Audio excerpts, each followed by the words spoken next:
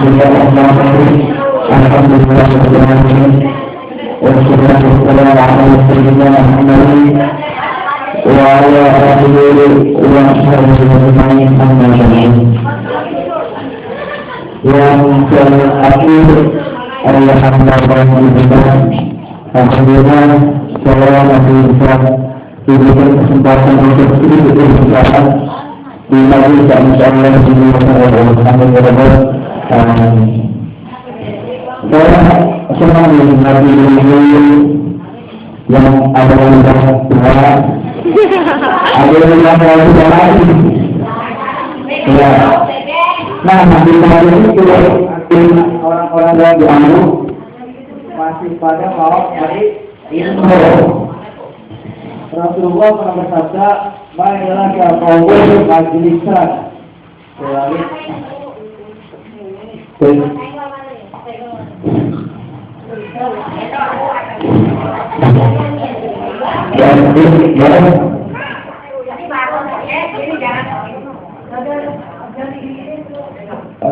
Rasulullah pernah bersabda,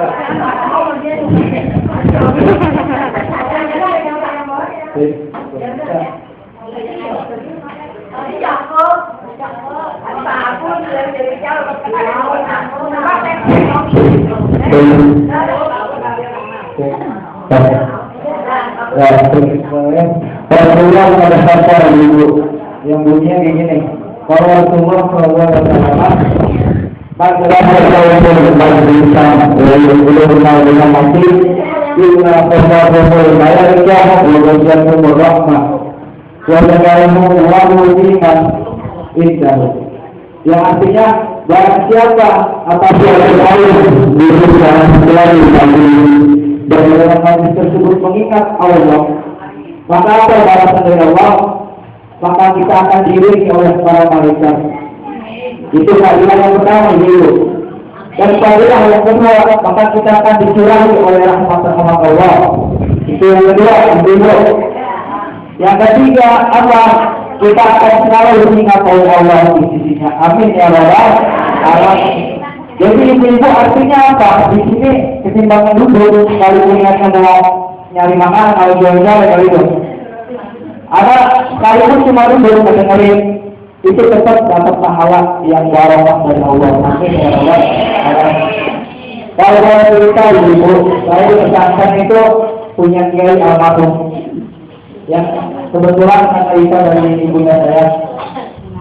Itu hari subuh, baca subuh. Itu orang jam 4 udah aja nih, jam 4 udah subuh. Jadi ngaji dari setengah 5 sampai jam 6. Tapi itu masih kena ngantuk tuh, teman saya. Itu kalau tidur kita nggak tahu yang lain sama kiainya. Kenapa? Karena hadirnya kita dalam suatu majlis itu tetap dapat pahala dari Allah. Kalau kita tidur, apalagi kita mengikuti pengajian. Tapi ibaratnya ibu, maka ada Allah ada. Lam yaskurullah wa lam yusalli ala Nabi sallallahu alaihi wasallam illa kana hasratan yaumal qiyamah. Nauzubillah min. Kalau ada suatu majlis di dalamnya kita tidak mengingat Allah, kita tidak berselawat kepada Nabi Muhammad, apa balasannya? Kita akan mendapat kerugian di hari kiamat nanti. Nauzubillah min. Ada hadis lain yang menyebutkan Rasulullah bersabda, belajarlah kamu dari dua ya, dari lahir kita pakai bahasa kampungan aja. Dari lahir sampai kita mati. Artinya dari kita masih kecil seumuran Claudia sampai nanti kita udah nenek. Sampai kita udah nenek. Nah ya, sampai kita udah nenek. Tapi kita dulu di Indonesia khususnya negara kita ini, orang mau belajar itu cuma sampai SMA doang. Mau belajar cuma sampai kuliah doang. Dengan berbagai macam alasan. Apalagi ibu yang berkeluarga, alhamdulillah masih mau menyempatkan diri untuk mengikuti pengajian ini bulan apa minggu? 2 minggu sekali, atau apa? Artinya langkah kehidupan kita, semakin bertambah kehidupan kita masih isi dengan amal positif. Karena Allah di zaman jahiliyah modern ini, orang dikatakan hebat itu bukan karena ilmunya, Orang dikatakan hebat bukan karena prestasi banget, tapi orang dibilang hebat karena kekayaannya. Betul atau betul? Kita lihat contoh, ada anak muda kerja di luar negeri, ibu-ibu. Kemudian balik ke negaranya ke Indonesia. Dia kemudian bangun rumah. Tanahnya banyak di mana-mana, banyak sawah, tanahnya banyak. Ya. Pasti semua orang bilang itu orang hebat. Kenapa? Karena dia baru masih muda, bisa bikin rumah segitu gedenya. Coba kita lihat ini, ada orang tua di masjid nggak pulang-pulang ibu. Dia zikir terus. Itu baik boleh. Baik. Cuma mungkin jadi bahan omongan orang lain. Memang sebenarnya juga terasa mati yang pada di masjid nggak pulang-pulang. Padahal orang yang dikatakan baik itu adalah orang yang mengingat Allah dalam setiap langkah hidupnya ibu. Itu yang berbohong ibu. Jadi ibu di sini mengikuti pengajian ini alhamdulillah ibu dapat berkah. Kalau yang rumahnya jauh pahalanya lebih banyak ibu. Karena setiap langkah kaki kita itu pahala yang tidak. Kita hidup di sini dapat pahala. Kita mendengarkan tausiah dapat pahala. Sampai ibu masuk tidur dia nggak mau, nggak ada yang bangunin sampai berubah. Tetap dihitung pahala oleh Allah Subhanahu wa Ta'ala. Tapi ketika ibu sudah mempunyai ilmu, tugas terakhir, tugas pokoknya itu mengamalkannya. Ibu-ibu perlu diketahui, kalau orang punya ilmu, ya, kalau orang punya ilmu tapi tidak diamalin, itu nanti di akhirat bakal disiksa lebih dulu daripada orang kafir. Nah, ibu bilang ini. Ya. Makanya ibu kalau ada orang pintar itu jangan melihat dari enaknya dia punya ilmu, tapi bagaimana caranya dia berusaha untuk mengamalkan ilmu tersebut.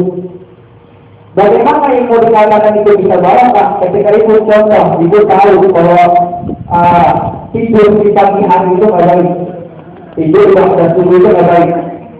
Ada hadis mengatakan kaum subuh hati yang mau rinso, tidur setelah subuh itu rezekinya seret.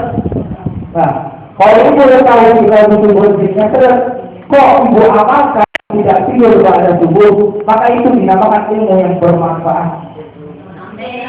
Tapi kalau ibu tidak tahu hari subuh tidur itu mencegah isi, artinya seret ternyata sudah teman tidur, berarti itu ilmunya tidak bermanfaat. Nauzubillah min dzalik. Karena ilmu itu adalah petaka bagi pemiliknya yang tidak mengamalkannya. Perlu dijelaskan itu. Ada orang mengatakan al-ilmu bila amalin kasyajarin bila samalin. Yang artinya kalau ada orang punya ilmu kalau diamalkan, itu ibarat pohon, cuma nggak ada buahnya ibu. Kalau dipelajari sama kiai saya, al-ilmu bila amalin kalau julid bila jaharin. Ilmu kalau diamalin bagaimana laki-laki nggak punya anwar. Dipelajari sama kiai saya. Jadi percuma, sekalipun pohonnya besar, pohonnya tinggi, cuma tidak ada ilmunya, tetap tidak bermanfaat, nyampah doang. Tapi kalau ada pohon tidak besar, standar. Tapi buahnya banyak ibu-ibu, itu lebih bermanfaat daripada buah daripada pohon yang gede cuma nggak ada buahnya. Semoga setiap perjalanan kita untuk menyempatkan waktu hadir dalam pengajian yang insyaallah berkah ini dihitung pahala di hari kiamat nanti oleh Allah Subhanahu wa Ta'ala, dan kita dipertemukan di surga nanti. Karena kalau ibu-ibu, kalau kita seorang muslim itu diterangkan, kalau kita di akhirat nanti maka kita akan berkumpul pada kelompok-kelompok masing-masing. Contoh, ibu-ibu di kelompok masih sekali baitul hijab. Nanti di surga kita ketemu dalam kelompok seperti ini, ibu. Ketemu lagi. Jadi nggak cuma di sini kita ketemu. Itu di dalam kitab Sahih Muslim dijelaskan bahwasanya kita meninggal nanti itu akan dikelompokkan pada kelompok-kelompok yang pernah terjadi di bumi. Kalau kita pernah kelompok sama orang-orang jelek di neraka, kita dikumpulin. Nauzubillah min dzalik. Ya. Cuma kalau kita dalam majlis yang baik ini, insyaallah nanti kita dipertemukan oleh Allah di surga nanti. Amin ya rabbal alamin. Yang nggak bilang amin nggak pengen masuk surga ya. Amin ya rabbal alamin. Alhamdulillah ibu saya sangat bangga kampung di Baitul kampung apa? Kampung yang Jambu ya. Yang Jambu ini para apa ya, warga-warganya ibu-ibu masih mau menyempatkan waktu di tengah kesibukannya. Pasti ibu-ibu belum pada masak nanti di rumah. Udah masak? Ya. Jadi saya pikir, karena di zaman sekarang ibu-ibu mencari orang yang mau mengikuti majelis taklim seperti ini susah sekali, terutama di kota-kota besar begitu. Jangankan yang tua, yang muda loh susah. Yang muda nyari duit, kalau nggak nyari duit itu apanya marah-marah sama anaknya. Serba salah. Ya, jadi saya bangga, alhamdulillah. Yang pertama saya bisa, ini pertama kali ibu. Saya berbicara seperti ini ada ibu baru pertama kali. Iya, masih kecil sore. Cuma fokus saya sekarang ini baru pertama kali. Alhamdulillah akhirnya saya masih bisa bermanfaat untuk masyarakat. Tapi kalau ada kayak anak-anak SMA model di Jajang, pada teman-teman itu biasa. Karena emang saya udah sering ngajarin dia kalau sini. Cuma kalau ada ibu ada gemeteran itu gimana? Iya. Susah. Dan kalian, karena baru 2 hari yang lalu ibu lebih saya ngomong bapak saya terutama ini lo ikut ya tenggangannya nyetor muka ibarat kata begitu. Perkenalan. Mungkin masih banyak yang coba tahu saya anak ibu. Ya. Soalnya saya lebih banyak di Jombang ibu-ibu. Saya udah 5 tahun di Jombang. Dari tahun 2007. Iya udah lupa kali kenalnya bang saya mau bang Nasar doang. Yang ada juga ya. Apalagi yang nenek-nenek yang udah nggak tahu juga. Ini yang lain yang boleh panggil sama anjing panggil. Iya. Manjibannya. Kadang-kadang itu ketika dipotong saya diceritain di sini. Ini udah pikir apa ini? Saya nggak tahu ini. Karena memang saya nggak tahu. Karena saya kan mondok dari tahun 2007 dari yang 1 SMP. Sampai sekarang kelas 3 dia 2012 itu kurang lebih 6 tahun saya dari sana. 6 tahun.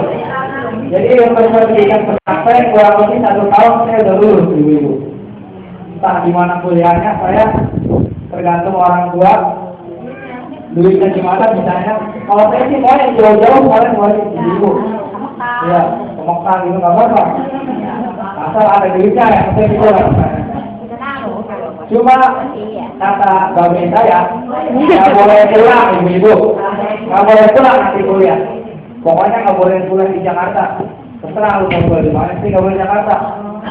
Kita pengen pulang nggak boleh pulang ibu-ibu. Ya udah, kita mengikuti apa kata orang tua, karena orang tua lebih tahu yang lebih baik buat kita. Pulang-pulang kalau istri bisa dulu. Nanti kisahnya bakal orang kamu tak orang. Kalau bisa ibu-ibu, ini ketua rombongan siapa? Ini memang ada.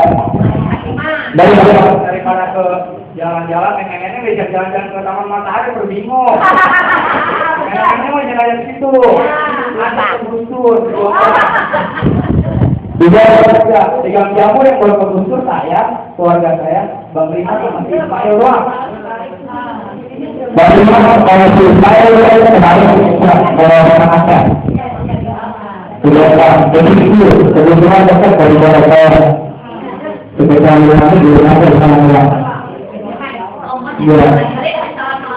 Iya, kalau masalah kita kan punya kita dulu. Cuma niat aja dulu dengan salah. Dengan air niat. Kalau kita cuma niat doang, insya Allah bersalah. Selama itu niat kembali dulu. Tapi jangan dibilang niat yang baik, tapi niat doang udah berjalan. Niat dan usaha itu dulu. Mungkin cuma itu bisa saya sampaikan. Kurang lebih saya mohon maaf. Semoga kita dapat berkah dari Tuhan sendiri. Dan semoga kita nanti dipertemukan di surga oleh Allah. Amin ya rabbal alamin. Kurang lebih mohon maaf. Assalamualaikum warahmatullahi wabarakatuh.